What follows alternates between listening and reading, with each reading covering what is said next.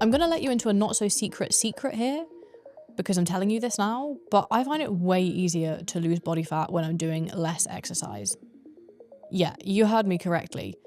This phenomenon of fat loss being easier when you don't do as much exercise is very much so science-backed and science-based. Yet, for the people that believe pushing harder, doing more leads to more results, it ends up shooting them in the foot so badly with their fat loss results. Especially to those of you that are like, I have to do this amount of workouts or I have to do this many steps. And before you know it, you get to the point where you're sabotaging your own fat loss results. And I personally find this hard now. So just for context, I'm Millie, founder and CEO of Team CBM, the world's most comprehensive and trusted online coaching company for women. We have transformed over 1,000 women by this point. Myself, I've lost over 50 pounds of stubborn body fat, kept it off for good. I've even competed as a bodybuilder in the past. And now I'm on a road to training for a triathlon. So the way that my trajectory has changed has been from someone that was overweight, fat for most of their life, then got into fitness, became an athlete. And I can tell you now that fat loss for me was easier when I was not an athlete or doing more exercise. And the same thing goes for many of our clients when they first come to us. I have to say to them, like, you need to do less. Yes, less movement. And it just feels mind-blowing, yet it produces results every single time. So I will explain to you why.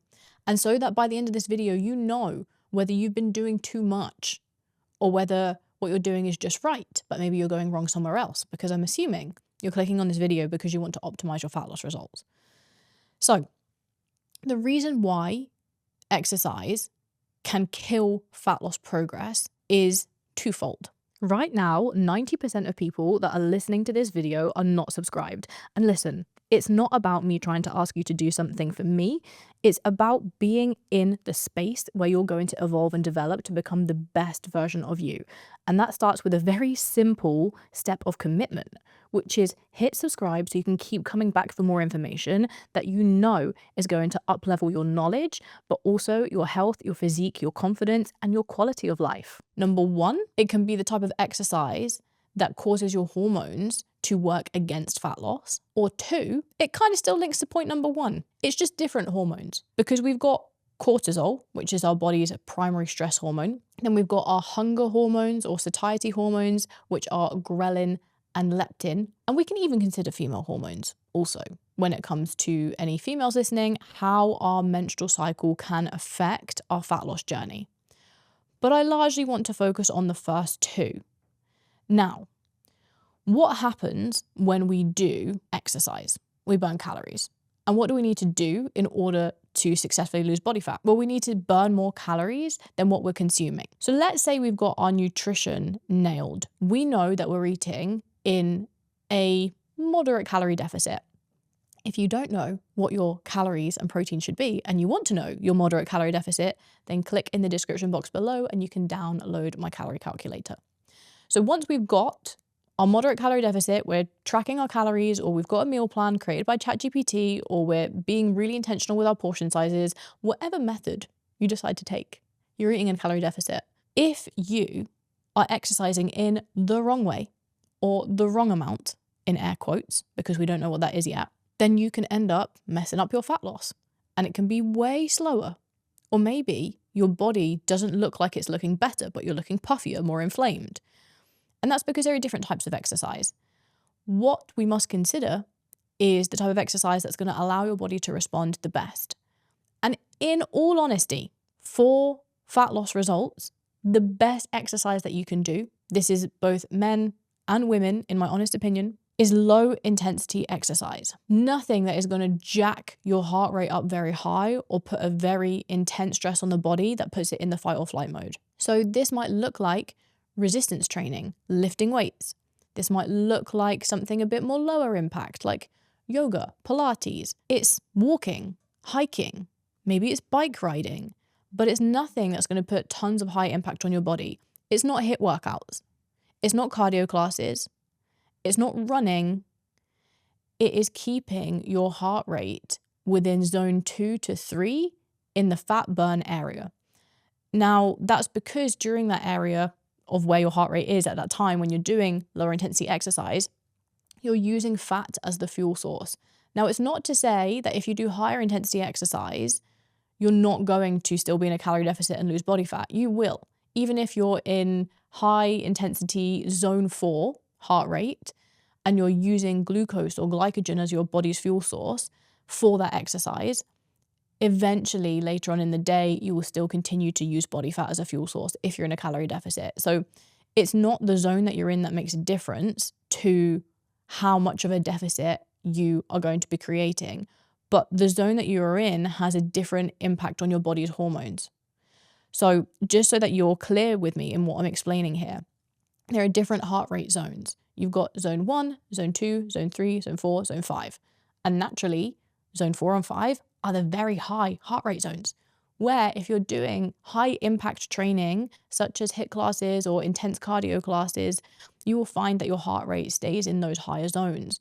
But when your heart rate is in those zones and it's much more impactful on the body then starts to release more cortisol, which is the stress hormone. And cortisol, what does it do? It has belly fat storing effects, and it also has muscle breakdown effects. It is not optimal to have chronically elevated cortisol for prolonged periods of time. And that will be the case if, let's say, each week you're doing 3 or 4 high intensity workouts or runs where your heart rate is very high. That will cause you not only to have slower fat loss because of the effects of cortisol, but let's not forget, right? What happens, let's say, if you've had a day where you've done a really intense workout class after a super busy day? You will probably find that later on that day, especially if you haven't fueled enough or you're in a calorie deficit, it gets to the point where you feel ravenous, where you feel so hungry that you could eat a horse. Versus, instead of doing high intensity cardio, maybe you just went on like an hour-long bike ride, or you went for a really nice scenic walk that took 2 hours. Do you think after an hour-long moderate bike ride or a couple of hours of walking that you're going to come home and you're going to be so ravenous that you could eat anything and everything in sight? Not really, because it doesn't jack your hunger up that much because it doesn't feel so intense. Versus, you probably remember maybe when you were a kid, when you had long days where you were playing before everything existed on these little rectangles that we spent all of our time on. Or you went swimming, days at the beach. You would be so hungry because you would expend so much energy, you'd be so active. And my point is, if you're doing consistently high intensity exercise that spikes your hunger, that spikes ghrelin, the hunger hormone, you're going to likely end up overeating or putting yourself at risk of overeating. I've experienced it beforehand when I've prepped for a half marathon and I was doing like 3 to 4 runs per week, some of them obviously very much so elevating my heart rate. And when I tell you, I could not stop thinking about food. I was always hungry. I was running so much. I was expending so much energy. But even so, with that amount of running, the amount of appetite that I had was still way more than the calories that I burned. And if I hadn't checked myself, I could have ended up gaining a huge amount of weight through that half marathon prep because of how hungry my body felt. And this is the important thing that you must consider. Just keep everything very simple when it comes to fat loss, unless you are an athlete who wants to prioritize sports and performance, in which case you might want to check yourself, is fat loss the priority right now? Or is it the sports and performance development that you want to prioritize? Because if fat loss is your primary goal, I would highly recommend resistance training somewhere between 2 to 5 times per week, depending on your schedule and what it allows. And then the rest of your movement to come from low impact energy expenditure. Tons of walking, lots of steps. And then very easy, gentle zone 2 cardio, maybe on an incline treadmill walk. Maybe you're sitting on the bike, just doing a little bit of bike work, nothing too intense. Maybe it's the Stairmaster on a gentle level. But as soon as you start jacking up that heart rate, That's it. You're just making it way harder for yourself. And as you find that your body starts feeling more wired because of being in that fight or flight response, because you're always putting your body into a really high intensity state, the inflammation will build up, the puffiness will build up, and you won't see the changes in your body as you would do if your body just felt calm and relaxed all the time.